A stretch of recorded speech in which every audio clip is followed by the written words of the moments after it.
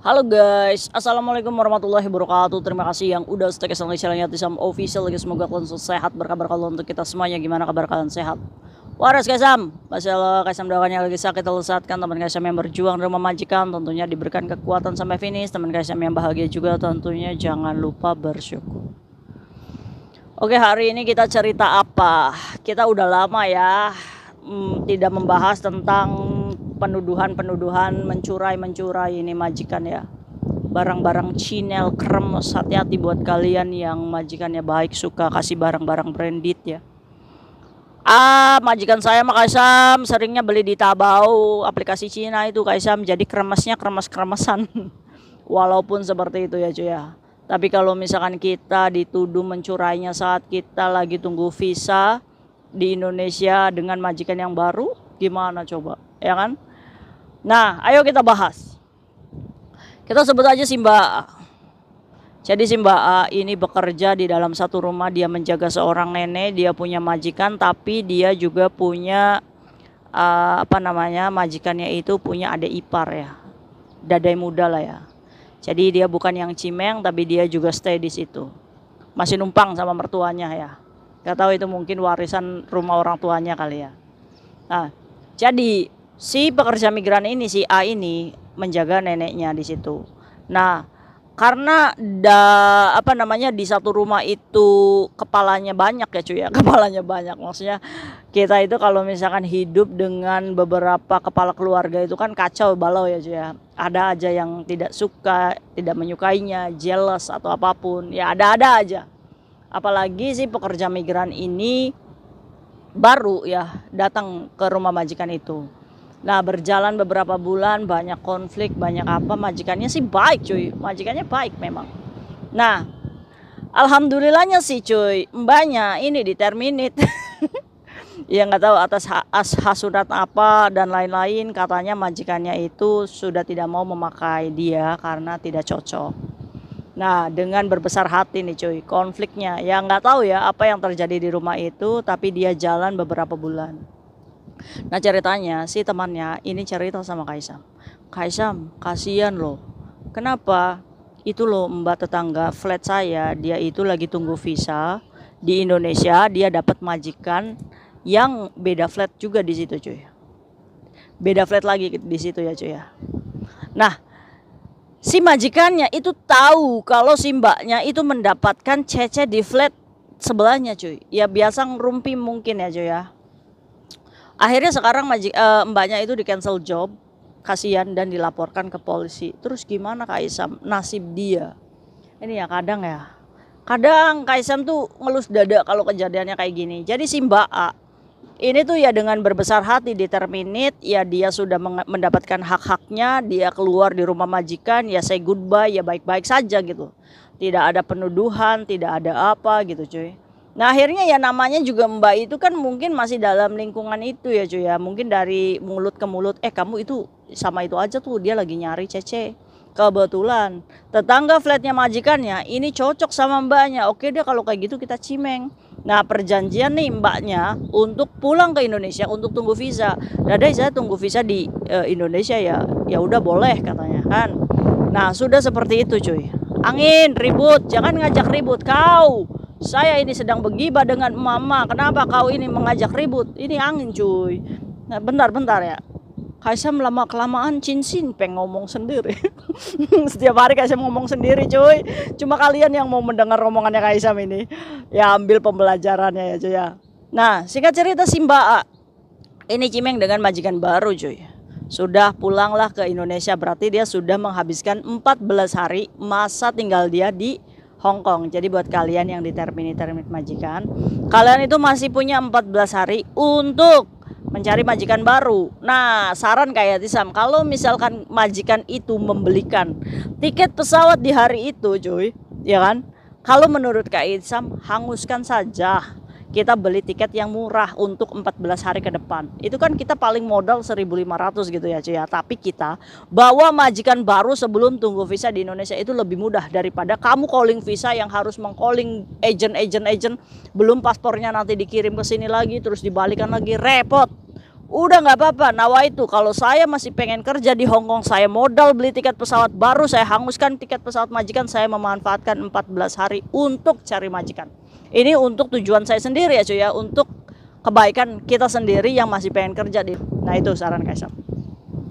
Oke, karena kan kalian di termin itu dapat uang ganti 1 bulan pemberitahuan ya, setara 1 bulan gaji ya, beli tiket pesawat yang 1.000, 1.200 bisa lah, ya kan? Iya itu taktiknya.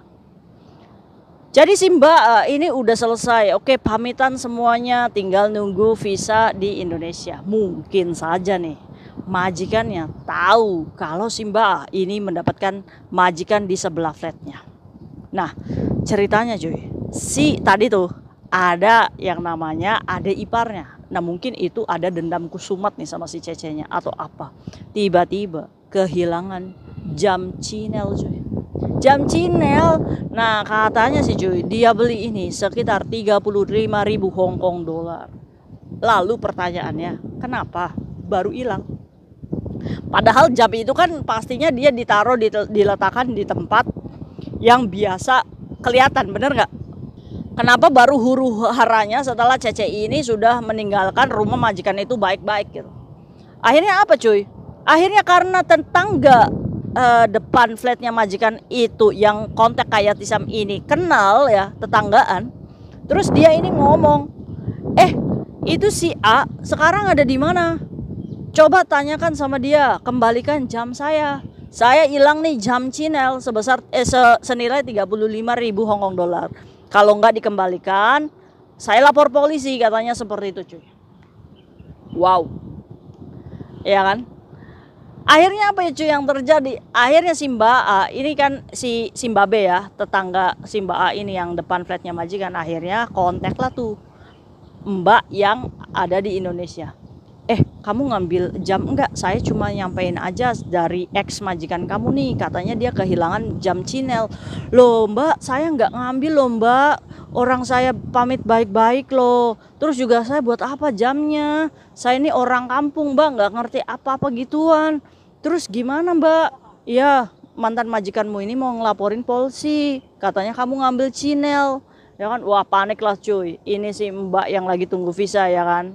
Nah, bukan sampai di situ aja cuy. Akhirnya apa yang terjadi? Akhirnya Mbak yang tadi tuh yang lagi tunggu visa yang dituduh mencuri jam Cinel sama apa namanya?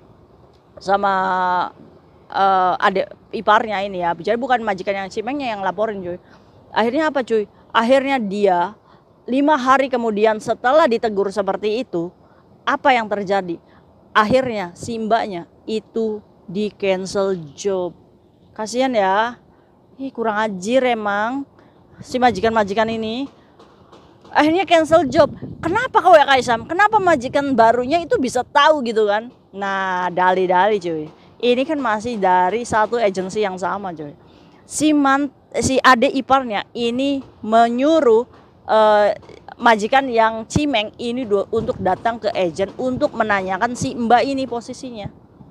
Agensi pun tidak bisa berbohong. Kalau misalkan lebih baik mengcancel job si anak ini daripada visanya tidak turun gara-gara si adik si majikannya ini mereport polis cuy. Akhirnya dilaporkan tuh gara-gara jam Cinel. Kasian ya. Aduh. Ini gimana Kaisam untuk kasus ini? Mbaknya bisa nggak cari majikan lagi ke sini ya kan? Ini kan baru tuduhannya cuy ya. Nah, nanti ketahuannya saat mbaknya balik lagi ke Hong Kong itu baru diproses. Oke, kita bahas kasus ini, menarik ya. Oke, pembelajarannya banyak banget dari video ini cuy. Nah, buat kalian yang di termin majikan, sebelum kalian meninggalkan rumah majikan, nih untuk menjaga barang kalian sendiri ya, supaya untuk menghindari penuduhan kayak gini yang majikan angin ribut, diamlah angin ribut, kayak Tisam belum selesai ini begibah sebentar lagi ya. Maaf cuy, ini anginnya ini benar-benar ngajak ribut ini. Sabar Kaisam. Oke, buat menghindari penuduhan ini, Kaisam hanya memberikan saran. Jadi, pisahkan barang kamu sama barang yang diberikan oleh majikan. Entah itu tas Cinel dan apapun itu ya cuy ya. Pisahkan. Ya, pisahkan tuh. pisahkan, jangan dicampur sama barangmu. Walaupun itu dikasih, pisahkan ya. Terus kalau misalkan barang berhargamu itu di koper, misalkan kopermu itu kalau bisa digembok, kemana-mana pun digembok supaya tidak diselipin barang-barang yang dituduh-tuduh kayak gitu. Terus kalau misalkan kamu lagi beberes barangmu, tiba-tiba kamu disuruh majikan kamu, Cece kamu ambilkan dulu ke sana nih. Nah kamu belum selesai nih untuk beresin barangmu. Nah kamu tutup kopermu terus kamu gembok, atau kamu minta tolong sama teman kamu, saya lagi beresin barang nih, sambil video tuh cuy, saya lagi beresin barang nih, tapi saya disuruh keluar sama majikan, saya takut ada apa-apa, takut disuruh apa-apa, takut dikasih apa-apa, ini kamu jadi saksi saya ya, saya keluar dulu nih sekarang nih, saya belum selesai beresin barang. Nah itu sebagai saksi ya, untuk menyatakan bahwa di jam itu majikan kamu nyuruh kamu keluar dulu, nanti takutnya dia tiba-tiba kamu datang kembali, di situ sudah ada polisi dan penuduhan tiba-tiba ada barang di situ. Kita sudah memberitahukan teman kita kalau misalkan di jam itu kita disuruh keluar sama majikan padahal kita lagi capie. Itu tuh pentingnya ya, hati-hati tuh buat kalian. Terus jangan panik kalau sudah ada polisi di dalam. Terus tanyakan, apa sih yang hilang Pak? Ya tetap tenang cuy, walaupun itu ada barang segede emas segini di koper kamu, nggak jadi masalah. Ikuti prosedurnya, setidaknya di situ tidak ada sidik jari kita. Kok tiba-tiba jelenggendek gitu kan, emas segede gebon gitu kan di koper kita. Tenang aja, itu justru kita ini bahagia gitu, nggak usah takut. Walaupun polisi itu merekod kita, polisi itu pintar ya. Jadi walaupun tidak ada bukti yang benar-benar gitu, kalau barangnya sudah ada, itu barang itu pasti akan dikembalikan ke majikan dan kamu keluar baik-baik. Nggak jadi masalah cuy. Itu cuma majikan itu berpikir kalau misalkan itu tuh bisa menjadikan kamu itu nggak bisa cari majikan, padahal nggak gitu konsepnya cuy. Tenang aja ya. Jadi walaupun dituduh-tuduh itu nggak usah khawatir. Nah oke, untuk menghindari kasus yang tadi, sebelum kalian keluar, Mem, semuanya anggota keluarga ditanya apakah ada barang kalian itu yang hilang.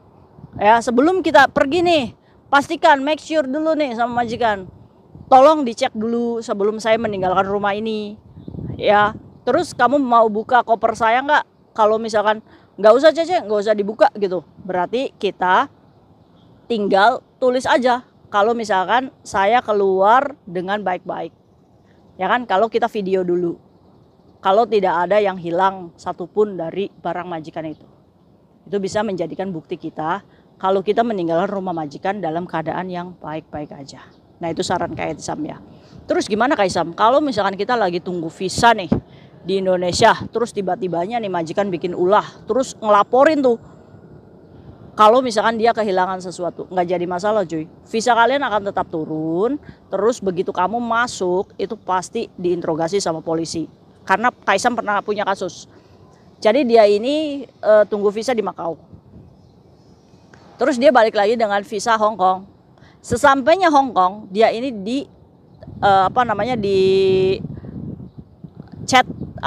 dicekal oleh polisi ya cuy. Nah itu dimasukkan ke dalam satu ruangan, katanya majikannya itu menuduh mencurai. Nah setelah investigasi 48 jam, 2 harian, ini Cece-nya ini tidak terbukti, buktinya itu tidak kuat yang menyatakan tuduhan majikan itu. Ya dilepas, dia masih bisa kerja di Hong Kong dengan visa itu. Tapi memang on proses, jadi report majikan itu ke polisi itu memang nyampe. Nah kalian itu pasti akan dicekal di bandara. Tapi kalau misalkan bukti itu tidak kuat, ya kalian dilepas. Gitu ya cuy ya. Iya, jadi nggak usah khawatir. Nah itu untuk yang dituduh-tuduh Cinel itu, walaupun hari ini kamu di cancel job, walaupun kamu menerima tuduhan dan fitnah itu, nggak usah khawatir.